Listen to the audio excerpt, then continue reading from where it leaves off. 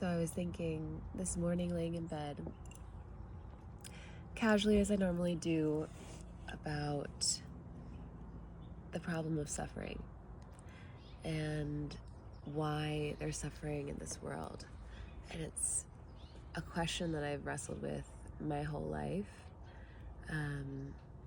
And I was brought up very Christian. And what we were given in the Bible is the story of Job. And that is what I've heard many times, like, explain suffering, that God, because how could an all-powerful, all-loving, all-knowing God allow or cause suffering in this world? Where is God when all of this is happening? And in the story, it's a really interesting story in the Old Testament where Satan personified comes to God and says,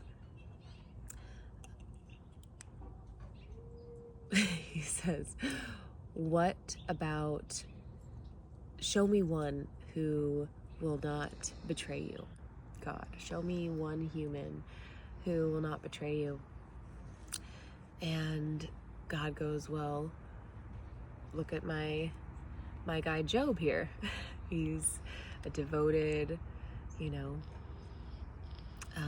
he's devoted, he's faithful, he's got everything. And Job's like, well, look at how much you've blessed him. He's got cattle, he's got family, he's got land, he's got everything. He's got status. Of course he can worship you and be devoted with all of these things. And Satan says, well, what if we strip him of all these things? Then will he still stay loyal to you? Let me test him. And God allows it. God says, okay, go ahead.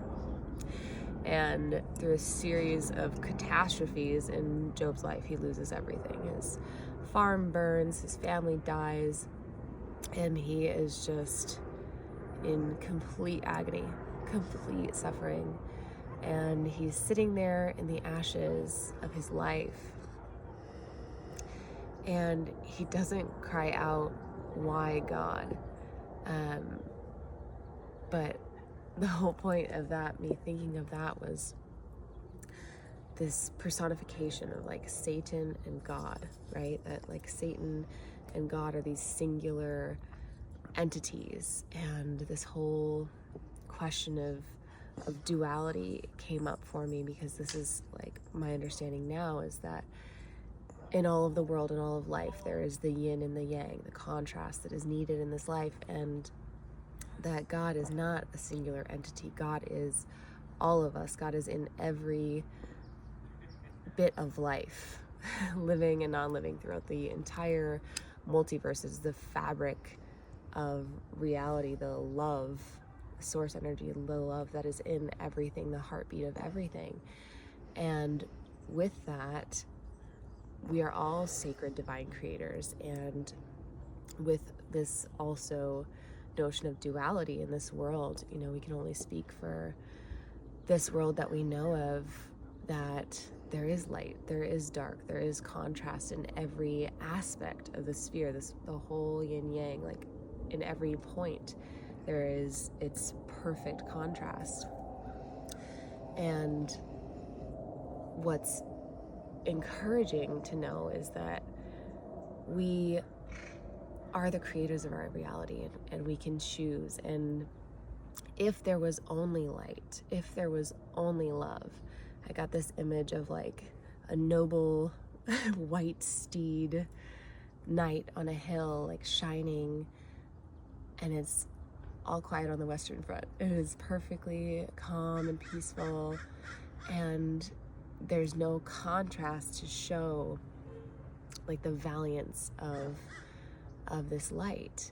And just like every hero's tale, Star Wars, like all of this duality, this light and this dark, there is like victory and conquest and story in every single one of us. There is this hero's journey that is longing to be played out.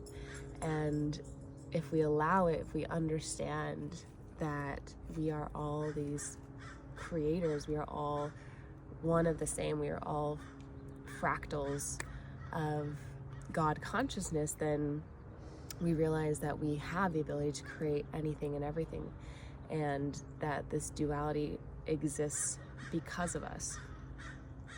The other thing that the Bible says is that God like mourns for us, like cries for us in our suffering. And I believe that that's true. I don't believe that, of course, again, like I just said, like I don't think God is separate from us. I believe that God is us, is a they, is all of us, and is not just this singular entity, like good things happen to you, bad things happen to you, you know, challenges, tests. It's like this whole co-creative journey that we're on, and to limit God to this singular deity or man is to limit the truth of the nature of creators that we all are. And so, you know, it makes sense that there is contrast in this world, light, dark, fear, love, so that we can experience the fullness of this sacred journey that we're on, that there would be no story, there would be no hero's journey, there would be no victory, there would be no lessons if there weren't challenges and suffering. And I can say this for sure, all of the freaking most amazing humans that I have met on this planet have gone through the darkest shit.